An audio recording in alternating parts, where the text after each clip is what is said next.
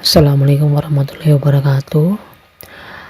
Hamdan wa syukron lillah, amma ba'd. Bagaimana kabarnya anak-anakku semua hari ini? Semoga selalu dalam lindungan Allah Subhanahu wa taala. Amin ya rabbal alamin. Bertemu lagi dengan saya Ustadz Zendi pada mata pelajaran IPA. Untuk mapel IPA kelas 8 di pertemuan kali ini kita akan melanjutkan materinya mengenai gaya, masih di bab 2 ya. Gaya didefinisikan sebagai suatu tarikan atau dorongan. Pengaruh gaya pada benda diantaranya adalah sebagai berikut, yaitu menyebabkan perubahan kecepatan gerak benda, menyebabkan benda diam menjadi bergerak, dan sebaliknya. Mengubah arah gerak benda, kemudian mengubah bentuk benda. Nah, jadi yang dinamakan gaya yaitu suatu tarikan atau dorongan yang menyebabkan benda itu bergerak. Misalkan contohnya ketika santri-santri semua sedang mendorong meja, berarti itu termasuk ke dalam suatu gerak karena adanya dorongan atau menyebabkan benda atau menyebabkan meja tersebut berpindah dari satu tempat ke tempat yang lain. Kemudian satuan gaya adalah Newton. Jadi satuan gaya secara internasional atau sistem internasional itu Newton dengan lambang N. Nah, kemudian misalkan kita simulasikan pada gambar berikut ya. Gaya F1 sebesar 4N ke kanan dapat digambarkan oleh anak panah yang panjangnya 4 cm dengan arah kanan. Nah, misalkan gayanya ke arah kanan, maka gaya tersebut sesuai dengan panjang lintasannya, yaitu sepanjang 4 cm ke arah kanan. Simulasinya seperti itu. Kemudian ada slide selanjutnya adalah contoh gaya. Nah, contoh gaya ini kita bisa lihat dalam kehidupan sehari-hari kita. Misalnya ada gaya pegas ya, di sini bisa dicontohkan dengan ketapel. Kemudian ada gaya listrik statis. Contohnya dengan menggunakan penggaris. Kita gesekkan di rambut ya, atau di kain sutra juga bisa. Nah, disitu akan menimbulkan gaya listrik statis ya. Kemudian ada gaya gravitasi atau gaya tarik bumi. Jadi setiap benda yang jatuh dari atas maka akan turun ke bawah. Kemudian ada gaya otot, ini tadi contohnya mendorong meja. Kemudian ada gaya gesek ya, gaya gesek juga sama, karena ada dorongan maka di bagian alasnya atau lantainya akan terjadi gaya gesek. Kemudian ada gaya magnet. Nah, misalnya santri semua memiliki magnet batang, itu jika didekatkan di besi ya, maka akan ada gaya tarik menarik atau gaya magnet. Kemudian selanjutnya adalah resultan gaya. Nah, resultan gaya merupakan perpaduan gaya atau lebih dalam satu garis kerja akan menghasilkan satu gaya pengganti. Nah, resultan gaya ini yang pertama adalah resultan gaya searah. Nah, jadi resultan gaya searah ini apabila ada dua gaya, misalkan di gambar ini ada gaya 1 atau F1 dan gaya F2 ke arah kanan, maka di resultan gayanya itu dijumlahkan R1 ditambah R2 ataupun ditambah lagi R3. Dengan demikian, dua buah gaya atau lebih yang segaris dan searah bisa diganti dengan sebuah gaya lain yang besarnya sama dengan jumlah gaya-gaya tersebut. Nah, jadi apabila ada dua gaya F1 dan F2 ke arah yang sama, maka gayanya bisa diganti dengan hasil atau jumlah dari gaya 1 dan gaya 2 yang searah. Itu resultan gaya searah. Kemudian ada lagi yang kedua adalah resultan gaya berlawanan arah. Nah, resultan gaya berlawanan arah ini bisa digambarkan dengan gaya F1 dan gaya F2 ini gayanya saling bertumburan atau saling berlawanan arah. F1 ke arah kanan dan F2 ke arah kiri.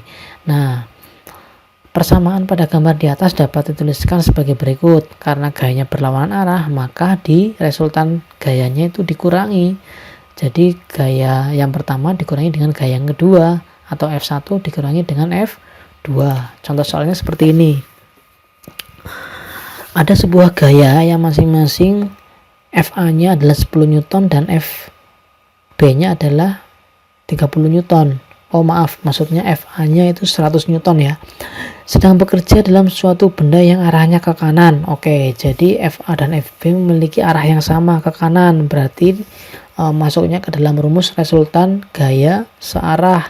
Jadi tinggal dijumlahkan saja. R sama dengan 100 ditambah 30, hasilnya R-nya adalah 130 Newton ke arah kanan. Nah, kemudian ada gaya gesek.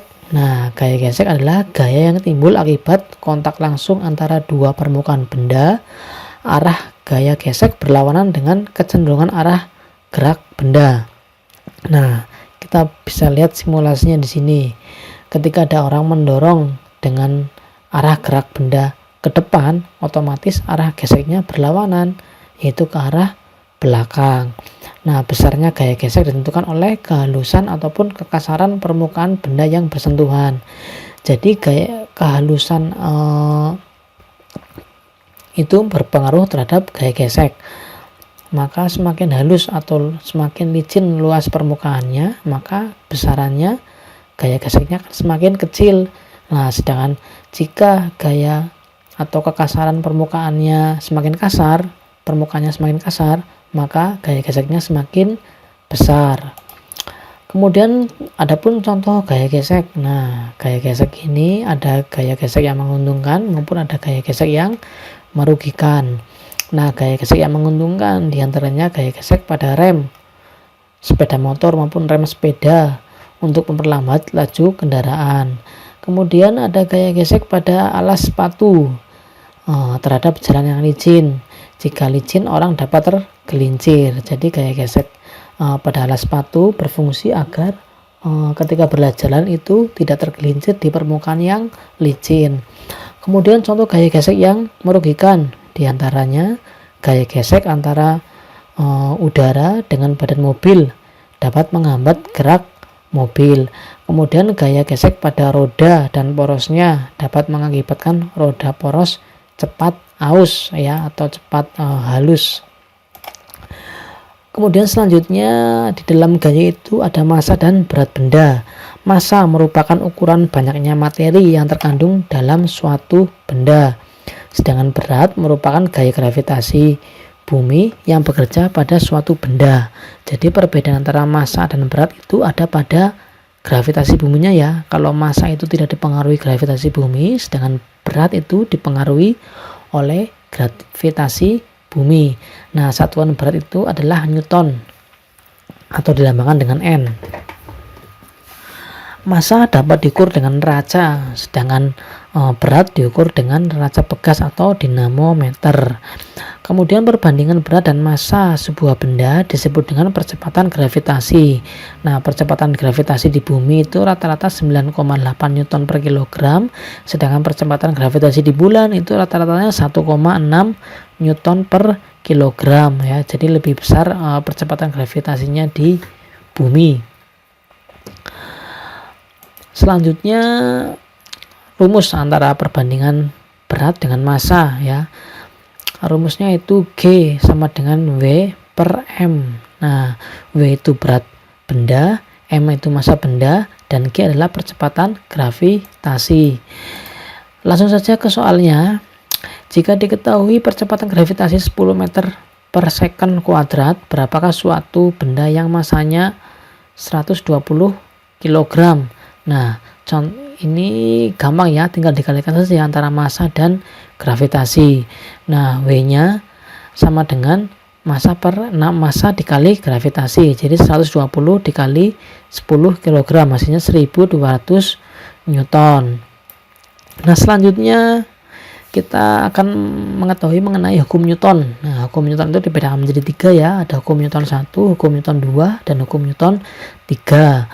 Hukum Newton yang pertama atau hukum Newton 1 berbunyi setiap benda akan mempertahankan keadaan diam atau bergerak lurus beraturan kecuali ada gaya yang bekerja untuk mengubahnya. Nah, jadi benda itu akan diam selamanya kecuali ada gaya yang membuatnya untuk bergerak. Nah, Untuk rumus dari hukum Newton 1 itu sigma F sama dengan 0. Untuk contohnya hukum Newton 1, di sini ada benda diam. Hitunglah gaya normal yang bekerja pada benda. Nah, sesuai dengan rumusnya tadi ya. Hitunglah gaya, berarti diketahui W. Nah, W sama dengan M per G. Nah, M itu adalah massa. Masanya itu 6 kg. Nah, sedangkan G. Nah, G ini harus dihafalkan ya. G itu yang namanya G atau gravitasi itu pasti 10 meter per S kuadrat. Nah, jadi tinggal dikalikan saja. 6 dikali 10 sama dengan 60 Newton ya. Jadi gaya normalnya adalah 60 Newton. Dari contoh soal tersebut kita dapat mengetahui bahwa berat atau W dipengaruhi oleh gaya gravitasi dan gaya normal selalu tegak lurus ke permukaan yang bersentuhan dengan benda. Jadi yang namanya gaya gravitasi atau gaya normal itu selalu tegak lurus ya, berada di tengah-tengah sini pada permukaan yang bersentuhannya. Kemudian hukum Newton 2. Nah, hukum Newton 2 ini berbunyi perubahan dari gerak selalu berbanding lurus terhadap gerak yang dihasilkan atau bekerja dan memiliki arah yang sama dengan garis normal dan titik singgung gaya benda. Nah, rumus dari hukum Newton 2 ini yaitu sigma F sama dengan M kali A. Untuk contoh soalnya kita bisa lihat sebuah mobil ditarik oleh sebuah truk dengan percepatan 2 meter per S kuadrat. Jika massa mobil 600 kg, maka gaya yang dibutuhkan untuk menarik truk. Nah, ini ada gaya tarik ya. Kalau tadi hukum Newton 1 itu hanya benda diam atau sigma F sama dengan 0. Nah, sedangkan di hukum Newton 2 ini ada gaya tariknya. Jadi kita tulis dulu. Diketahui percepatan truk itu 2 M per second kuadrat. Nah, sedangkan massa mobilnya M yaitu 600 kg. Nah, kita langsung masuk ke rumusnya saja. F sama dengan M kali A. Nah, M itu massa 2, sedangkan A itu adalah percepat. Mohon maaf. Ini kebalik ya, A per M. Jadi 2 dikali 600 massanya, yaitu hasilnya 1200 Newton ya. Jadi gaya yang dibutuhkan untuk menarik truk dengan percepatan 2 meter per second kuadrat, maka dibutuhkan gaya sebesar 1200 Newton. Kemudian selanjutnya hukum Newton 3. Nah, hukum Newton 3 ini berbunyi untuk setiap aksi selalu ada reaksi. Nah, di sini kuncinya ya. Kuncinya di sini. Ada aksi pasti ada reaksi yang sama, sebesar dan berlawanan arah, atau gaya dari dua benda pada satu sama lain selalu sama besar dan berlawanan arah. Nah, untuk soal dari hukum Newton 3 ini disebutkan bahwa Rudi memiliki berat benda 40 kg. Rudi berusaha mendorong tembok yang memiliki gaya sebesar 200 Newton. Berapa gaya reaksi yang dikeluarkan tembok untuk mempertahankan posisinya? Nah, di sini rumusnya. Oh iya, untuk rumusnya tadi terlewat ya. Untuk rumus hukum Newton 3, karena ada aksi berarti ada reaksi.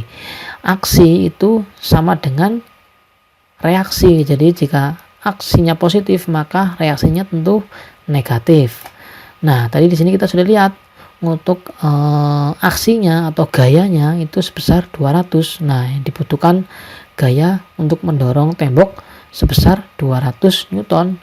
Maka reaksinya juga sama, 200 Newton, hanya saja besarannya itu negatif. Jadi gaya yang dibutuhkan untuk mempertahankan posisinya yaitu negatif 200 ya, karena mempertahankan posisi.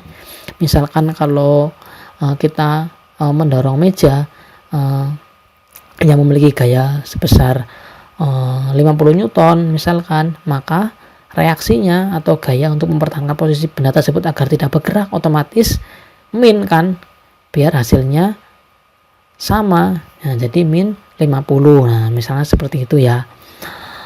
Oke, itu pertemuan kali ini, materi pertemuan kali ini mengenai gaya dan gerak ya, dan pertemuan yang sebelumnya. Untuk pertemuan selanjutnya kita akan mengadakan ulangan kembali mengenai bab 2. Jadi jangan lupa dipelajari materinya gaya dan gerak.